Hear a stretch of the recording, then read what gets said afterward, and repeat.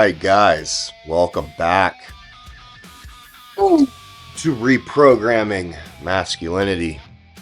Today is not the Weeder Brother video.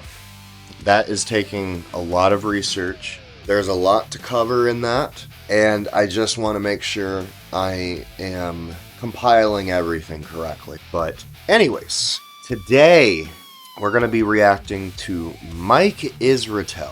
And for those of you who don't know, Dr. Mike Israetel is probably one of the leading voices in the high volume philosophy at this point. Mike has recently made a video titled "Low Reps Aren't Worth It for Muscle Growth." It's only 28 minutes long, and I have not watched it yet, so this is going to be a completely fresh reaction to this. But I can already say I'm probably not going to agree with anything he's got to say. But I try my best to give people the benefit of the doubt, you know. We'll go into this seeing what we can find that he says is accurate and correct. So, without further ado, let's get into it. The number one reason people lift heavy and for low reps is because it's fun as shit and it strokes your ego. That's a real thing. They have a higher chronic injury risk. If you go heavy all the time, your probability of getting screwed up is much higher than if you go light all the time. Okay, I mean, right off the bat, the fact that this is even in the coming up, this is the trailer before the trailer. I already don't agree. People who lift heavy, they don't lift heavy all the time. And the idea of chronic injury, yeah, we'll get into that. I'll let him keep going, but if you're bigger and stronger, you can exert more force, and more force is what causes injuries. If you just want to be jacked. Wow. Exerting more force creates more injuries. I can't even begin to explain how scientifically inaccurate that is. Exerting more force does not equate to injury. Exerting more force without control creates more injuries. But you can also lift less weights wildly out of control and also create injuries. So, not at all a factual statement. Holy crap. That you have to be open to all rep ranges as potential tools in the toolbox. So be careful looking for that one correct rep range for yourself because it literally might not exist. Literally not true. Every human being on the face of the planet is anatomically going to operate the same way. Are there variations in our bone structure that might equate to some exercises being better than others for individuals? Yeah, sure. Some people's metabolisms is going to be different than others. Yeah, sure. But like, the structure of our muscles isn't so wildly different that like we're all just these magical beings who just have to like randomly discover what physiological laws govern us individually. That's not how this works. Science is a set of laws that govern everything all the time and everyone underneath it. And these principles you can't escape. And physiology is no different. Our biomechanics are no different. We're all the same creature. There's slight variances, but we're all the same creature. Let's just keep going. Hey folks, Dr. Mike here for RP Strength. And here, real quick, let me make sure. Oh, some of that might be... Okay, I'm going to turn it down on my computer. Hold on. I don't think low reps are worth it, but now there must be a more nuanced take, which is exactly why this video is not going to take 2 seconds. Here's the real. I no longer train with sets of under 5 reps, and I often train with sets of more than my 10 rep max for muscle growth currently, consistently. Okay, right off the bat, he's not aiming for muscle growth. He's not aiming for myofibrillar growth. He's aiming for sarcoplasmic growth. And as we've discussed before, guys, you see the problem here. He's still focused on reps and not exerting as much force as possible for as long as you possibly can, the way I do it. And when you treat it like that, you can still exert great force without injuring yourself. It's not about reps. It's about the time spent under maximal force, under maximal load, maximal resistance. Why? Why don't I do anything less than really 10 reps or my 10 RM? We're going to cover the research insights, we're going to cover the safety insights, and then the answer will be pretty obvious, but lots of nuance and a lot of take-home points for you guys sticking around. So first, the research on rep ranges and growth is crystal clear. We have like 20 years of research on this, and funny enough, people still debate it. Not metabolic lock-in ward researches. Okay, again, what I guarantee you, any paper or study that he's about to reference is nothing more than theory, because none of these studies are locking people away for massive portions of their life to control for every variable. That is called a metabolic ward lock-in study. And unless you do that, it is not reliable research, anything more than beyond it being just a theory. So everything he's about to propose right now is just theory. It in various corners of the internet, and I can't believe they're debating it because there are multiple reviews of literature that say the exact same thing. And what they say is this: between sets, roughly between your 5 rep max, though a little lower is fine too, and roughly your 30 rep max, though a little higher is fine too, so long as those sets are taken close to failure, 3 reps in reserve or closer, Nope. Those set for set, either very heavy, very light, or in between, are roughly equivalent over months of training time as measured in studies directly for muscle growth. Okay. Problem here is he's not referencing any of the actual studies. Okay, he's not even quickly flashing them up on the screen for us. There's no reference to them whatsoever. But guys, feel free to go and look at any of the research papers that he might be pointing to.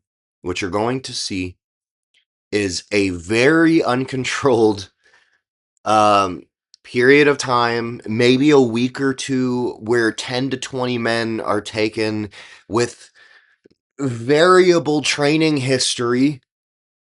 And it's uncontrolled nonsense. It's totally uncontrolled nonsense. You don't know if they're taking steroids or if they're natural. You don't, age isn't really a factor in any of this shit. They control for nothing. And a lot of what he's currently saying in terms of everything works. Everything from leaving 3 reps in reserve, which is ultimately saying you're a pussy, to going to failure, it all works.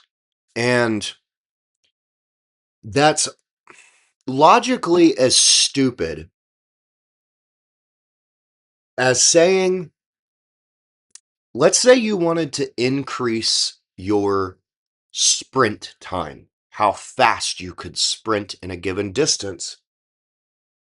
And I were to tell you, it doesn't matter how you train for that.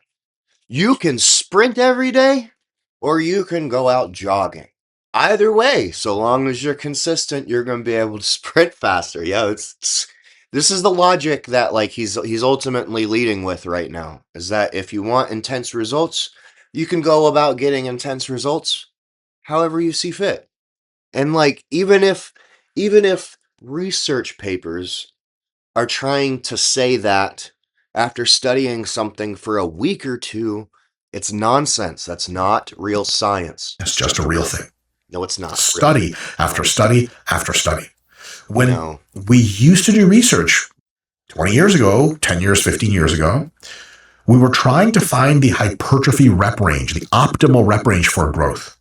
And it was a surprise. Again, notice how he just generalizes hypertrophy and doesn't actually specify which mode of hypertrophy you might have goals for. If you want to be an inflated water balloon, sure, do what Dr. Mike is doing. I don't know if you guys have ever read his dissertation, but it's fucking questionable at best. Sure, if you want to look like an inflated water balloon and your muscles be nothing more than a shit ton of glycogen and water and blood, and you're not like really actually targeting the structure of the muscle itself, do what Dr. Mike is doing. You know? Go jog. Low intensity, right? But if you're aiming for changing the actual structure of the muscle to where it looks like you always have a pump regardless of whether you've worked out or not, you aim for very high intensity. Let's keep going. To many people, that set for set, hard set for hard set, close to failure set for close to failure set, within the context of 8, 12, 16 weeks of training, high rep sets and low rep sets, on average, over multiple participants, seem to cause undifferentiable growth, the same amount of muscle growth, more or less. Nobody really predicted that, but that was reality. Okay. You know what? I'm going to grant it. Let's just say it's 100% accurate that if I am training for myofibular hypertrophy, if I'm aiming to destroy the actual structure of my muscle itself and grow that, and Israel here is aiming for hypertrophy of all the liquid cells of the muscle. Well, if it is 1-for-1, let's just grant the argument. Let's just say it is 1-for-1. The argument then shifts to, okay, if we both grow, at least in measurements, to the same degree, what is more efficient? What is more efficient with your time, with your energy, with your scheduling, with the rest of your life? The answer is still our way. High intensity training is more efficient towards your time and towards having a busier lifestyle. You can't do this high volume crap without it being all consuming and you constantly having to go to the gym. And then honestly, it sets yourself up to feel inadequate if you miss a day. You start feeling down on yourself. It's stupid. So yeah, no, don't agree. Don't agree at all. Now, this does not mean that rep ranges and growth is identical for everyone. This also doesn't mean that if you train for a long time, maybe going a bit heavier or going a bit lighter is a long-term, years better strategy. We don't know that for sure. It's really difficult to do that kind of research. But it does mean that in any given program that lasts, there is a very, very, very strong correlate with muscle mass and health in older adults. So that's bullshit, Dr. Mike. And the whole thing with it not being identical for everyone. Guys, this is such a stupid argument. This is such a stupid tiny hat argument. That comes from a tiny hat ideology. We're all super unique and different, so you can't give general advice to anyone. It's nonsense. I swear, If all human beings train to failure and then even push maybe a rep or two into the negative, you will fucking grow. There's no way around that. There is no way around how intensity targets the actual structure of the myofibrils of your muscles. That's an anatomical, biomechanical fact for every human being under the sun. Dude, this stuff frustrates me. All right. 4 to 16 weeks, you grow about as much muscle with sets of 6 reps on average as you do with sets of 18 reps on average, set for set. That is huge. Because that is the case, we know that we have lots of flexibility to adjust the rep range based on other factors than general muscle growth, which is amazing. What are these factors? The biggest one to me is injury risk. The number one factor in injury risk in lifting is the amount of load on the bar, plain and simple. No, Mike, I hate to tell you, but it is not the load that is on the bar. It is always the load on the bar in comparison to what the human being that is lifting it is actually capable of. Are they exerting themselves beyond their actual means?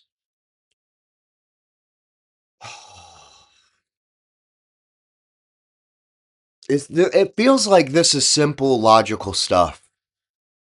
I don't understand how someone who apparently went to school for this doesn't seem to grasp these things. And it's so disappointing that people like this have such a massive following. Injury is always correlated with ego. Always. But the weight that is put on the bar itself is in no way, shape, or form correlated to the ego or the injury. It has nothing to do with us. The weight on the bar, it means nothing. It feels nothing. It has no ill intent. It's just weight. The only thing that causes injury is this up here. This.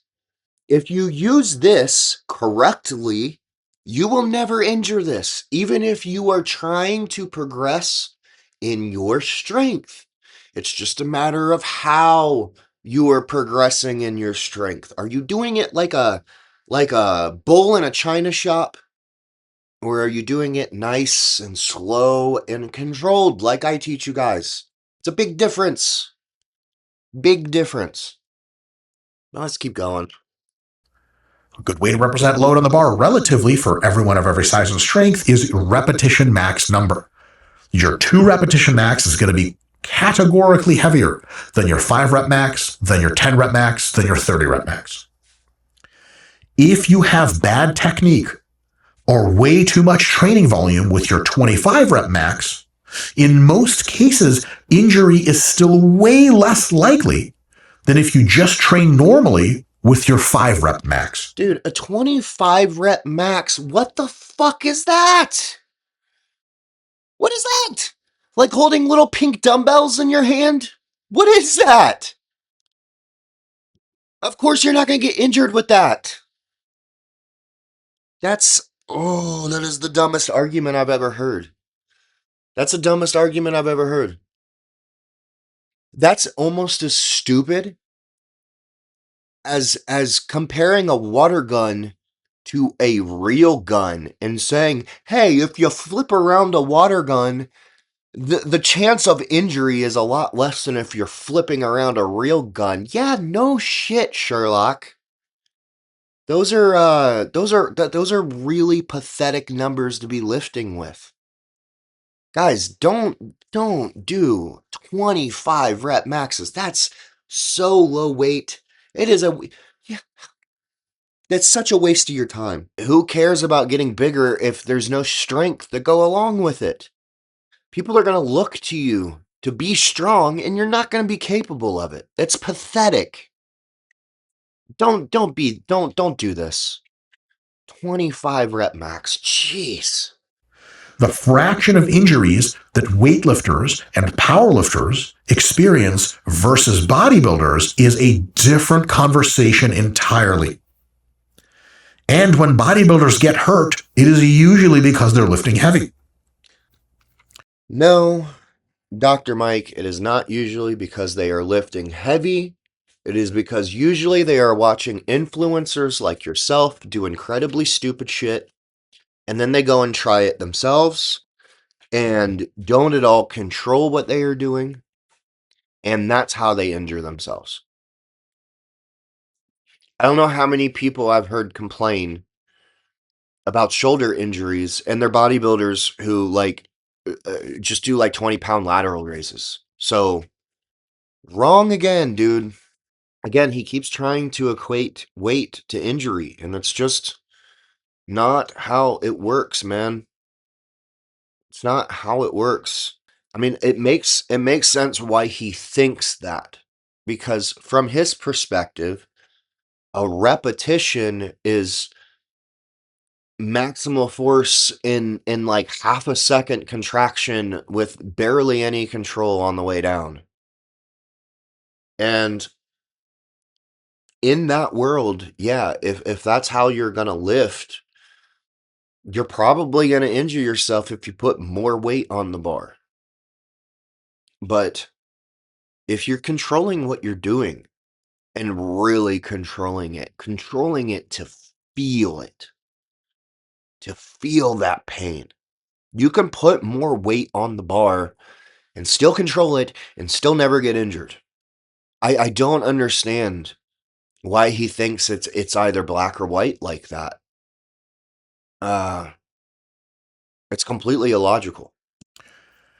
Put another way, training in the 5 to 10 rep range is categorically more risky than the 15 to 20 rep range. And this risk difference expands with the introduction of other variables.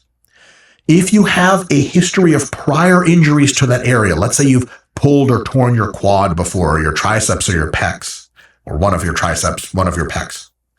If that's the case, the next time, even when you heal, any injury that you have sustained prior increases the probability of a similar injury happening to that muscle. So this is probably the first thing he said so far that I will agree with. Yes, if you sustain an injury, the probability of you probably injuring that specific joint is going to be a little bit easier. You got to be a little bit more careful. But like, this is also true outside of the gym. You know, step off of a curb and twist your ankle in just the right way to tear a ligament. Guess what? Stepping off the curb is going to be a lot more dangerous from then onward, because it's just going to risk flaring it right back up again. So this is entirely true outside of the confines of weightlifting. So it's like, you know, I agree with you here, but that doesn't have anything to do with heavy lifting. You know, growing up, I had this friend named Ryan who played basketball and baseball with us, and I shit you not, that kid tore the ligaments in his foot like 8 times before we graduated high school, and some of the ways were so silly. Like one time he like twisted it like while walking on the beach, like just walking through the sand. So yeah, that's not a gym thing. We don't quite know if it's because muscles that are prone to injury to begin with are also prone to injury later for the same mechanisms they always had, like they're weak or whatever, we had leverage, or because, and this is probably both true, that injured site still has some scar tissue in there, it's not as securely attached, and it's just a little bit more likely to get pulled again. But if you have a history of prior injuries to an area, then the probability that lifting heavy will make you hurt again is much higher than if you don't. Your probability of getting hurt from heavy weights, sets of 5, sets of 10, anything, the heavier the worse, is going to be much higher if you're bigger and stronger. If you're bigger and stronger, you can exert more force, and more force is what causes injuries. No.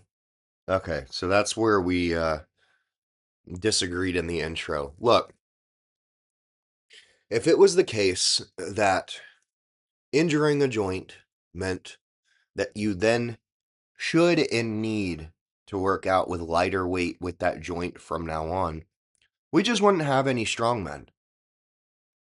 You know, strongmen injure their shoulders bench pressing all the time.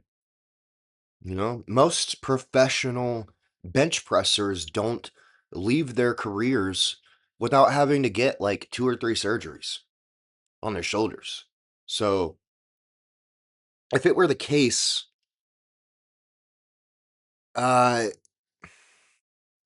that it makes that joint necessarily weaker, and therefore you should lift less weights with it. I don't agree with that. And again, there is tons and tons, hundreds of thousands, if not millions, of men who have injuries and joint issues and all sorts of shit from just overworking themselves in the gym with light weights. Mike, I can't even begin to express. It's like, what do you think is going to cause more wear and tear on, let's say, a car? Driving it across the world or driving it at max speed for a mile? Obviously, driving it around the world is going to cause more wear and tear, just like it is with our bodies. Avoiding intensity is not going to prevent injury. If anything, it's going to cause more inflammation. And if you do not give your body a chance to rest from that inflammation, you're just going to compound inflammation, and that arguably might lead to more injury than just quick bouts of strength training. So again, don't agree. There are a lot of people in this world that are too weak to really hurt themselves meaningfully in the gym. Look no further to who tears major muscle groups in lifting competition. Major muscle tears are way more common in male super heavyweights. Again, he is trying to take an extreme, like powerlifting competitions, to give general rules to the public who are not in a competition. Mike, use that abnormally shaped skull of yours. I know inside of there is a brain that functions. It might also be abnormally shaped, but I know that skull is not too thick to realize that people who are competing in the moment are going to push their body beyond its limitations for the momentary benefit of potentially winning an award. That is not what most people are doing in the gym when they're strength training. They're not saying, I really only feel confident doing 400, but I need to win this competition, and the only way I'm going to do that is if I try for 450. That's how people injure themselves.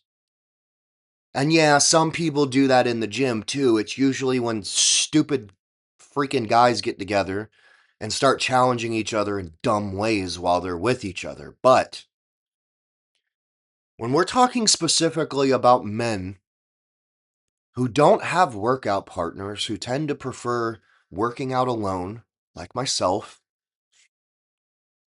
and we don't have someone in our ear saying, oh, you can't do this, you can't do that, I bet this, I bet that. If you don't have that around you pushing you to do stupid shit, you can strength train and without the pressure of a competition not get injured, Mike. It happens all the time. People do it all the time.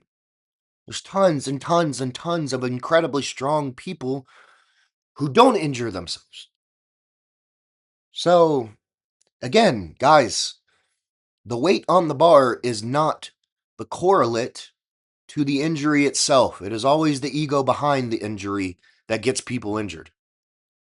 Than they are in female lightweights by like orders of magnitude, factors of 10.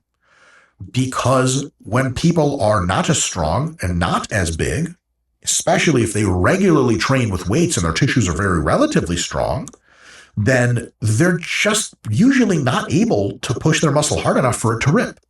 But anytime you see someone benching over 500 pounds, there is a distinct risk of pectoral avulsion every time. And yeah, no shit, Mike. You're proving my point for me.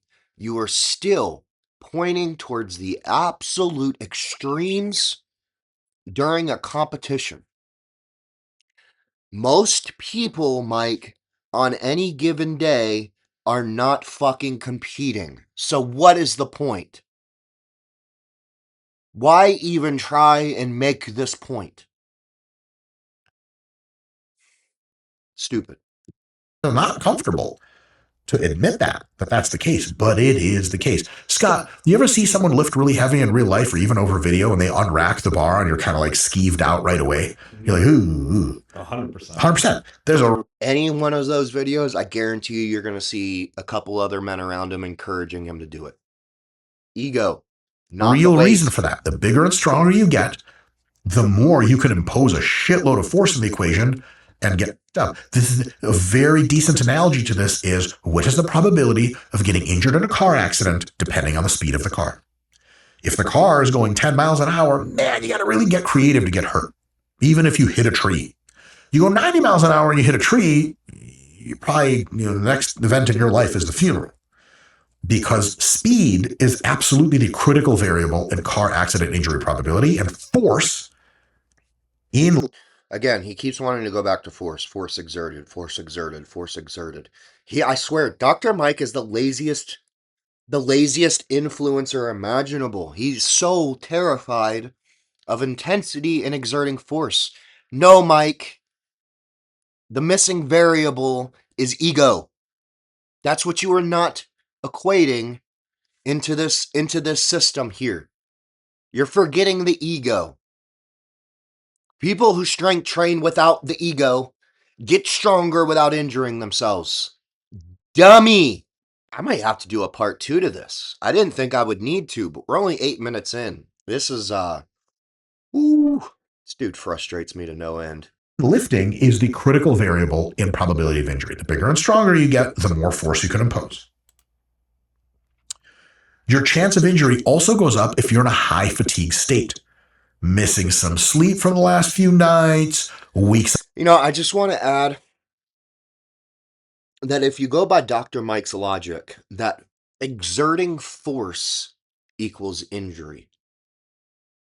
Well, then the logical conclusion then is to just go through life exerting as little force as you possibly can, because then you will never get injured, right?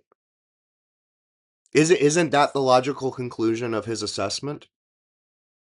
I'll take it a step further and say that if exerting force equals injury, always, without a doubt, according to Dr. Mike, well then, that means that the body's own ability to exert force is wrong,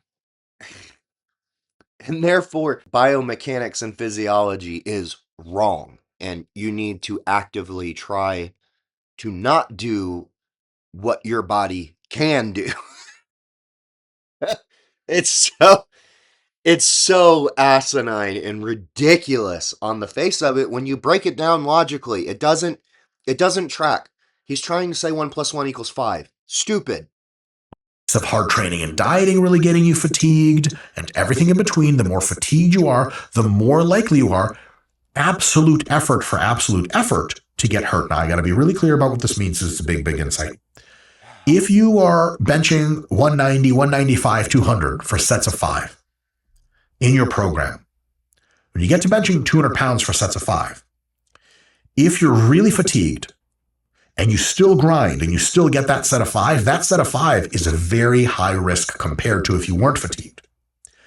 If you're so fatigued that you don't even bench 200, you're like, I'm too fatigued, I'm going to go down and bench 185 to adjust for my fatigue, then you are... Okay, I'll give him that injuries on bench press are definitely more common. In fact, injuries on the big 3 lifts are more common than any other exercise available. And I think we glorify these movements way too much. Bench press really is not a safe movement. Even if you have really strict elbow control, as you begin to fail, you won't even realize your elbows will drift out naturally. And that's gonna injure your shoulders over time. Even if you're doing what Dr. Dum Dum here suggests and you know extend all your workouts out 5, 6, 7 sets, it's nonsense. But even if you do that, it's still not a safe movement. There's no way to protect yourself, and because there's no way to protect yourself, there's no way to ever exert the maximal force that your chest is actually capable of exerting. It ain't worth it. Um, Bench press is, I mean, it's something that threatens people's lives all, all the time. If you don't have someone there to even catch it, it can kill you. So it's dangerous for your own life. You can't push with maximal intensity without someone there, which makes it inefficient. And the only way you can make it efficient is by doing high volume. And as we've discussed, that's not actually as efficient as Dr. Dum Dum seems to think it is. So let's keep going. at no higher risk of injury because you've offset the fatigue by lowering the load. So fatigue doesn't itself mean that you're going to get hurt. And a lot of times people in a high fatigue state don't demonstrate a high probability of catastrophic injury like avulsions simply because they're too tired to try hard enough to actually rip stuff. But if you combine high fatigue with a shitload of willpower and a lot of caffeine, you might try to do the same shit you would have in a well-rested state, but fatigued. The muscular coordination is off, tissue integrity could be off, and your probability of injury is just straight up higher. And lastly, getting older increases your probability of injury. Past your 20s and definitely into your 40s and older. So there is some truth to this. This is the second thing that we can slightly agree upon with Dr. Dum Dum. However, our proneness to injury as we get older is, I, from what I have seen, correlate to quite a few different variables as to how you trained leading up to your old age. So if you trained wild and bull in a china shop and created a ton of injuries in your childhood training, then yeah, you're probably going to be way more prone to injury as you get older. If you've never trained before in your life and are just now starting to get into training at an older age, yeah, you're probably still going to be pretty susceptible to injuries. But if you were smart about your training and train like how I'm teaching you to train, or you follow someone like Drew Bays, or you follow some of Mike's later teachings when it's all about slow and controlled. Um, if you train like that and progress in strength like that throughout your early years into your older years, then your chances of injury, I believe, are probably going to be significantly less.